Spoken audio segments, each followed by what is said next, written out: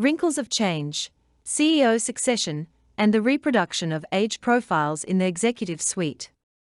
Countries are experiencing demographic shifts towards a more age-diverse population, which becomes reflected in the composition of the general workforce.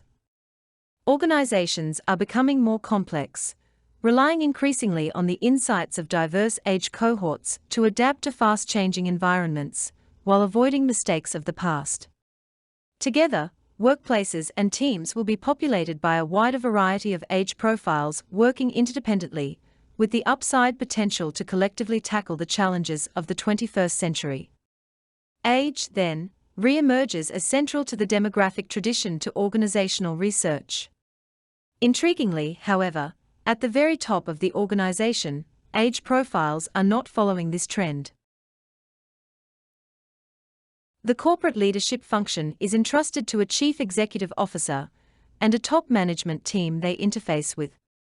These executives in charge of leading an increasingly age-diverse workforce, themselves, seem to be getting older at appointment.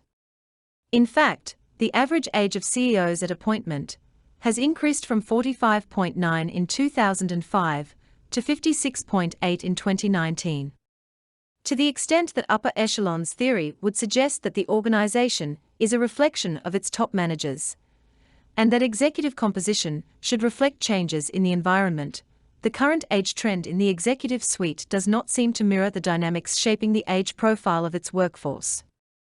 This is further intriguing, as demographic change in the executive suite is typically catalyzed by turnover of its main focal actor, and that CEO succession events are becoming more frequent to cope with the increasing pace of change in the environment, offering opportunities to diversify the age profile of corporate leadership.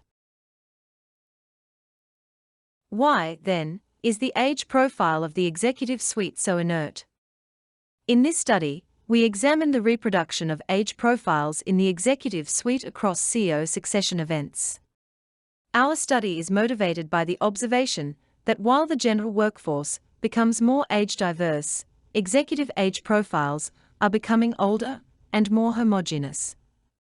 We draw on insights from homosocial reproduction theory, upper echelons theory, and executive succession research to argue that the age profile of executives is not only persistent across succession events. Age homophily may be reinforced under outsider CEO succession.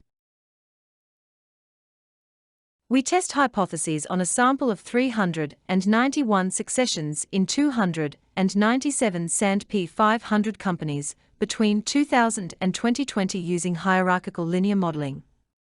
We find general support for the idea that age profiles are reproduced across succession events, particularly predicted by average TMT age pre-succession. The documented effects are strongest when the incoming CEO is appointed from outside the company. All in all, these findings suggest that against evidence in the literature that the general workforce become more age-diverse, pre-succession age templates in the executive suite have an enduring imprint on subsequent age profiles of successive executive teams. Our theoretical grounding and empirical findings allow us to offer several notable contributions.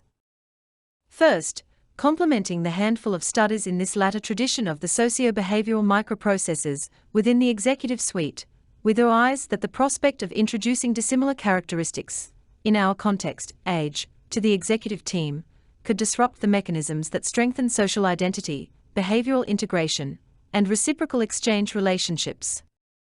Therefore, pre-succession age profile then provides a demographic template along which the extent of social uncertainty is calibrated and reduced. This approach may help explain how age homophily underpins enduring patterns of demographic profiles in executive positions.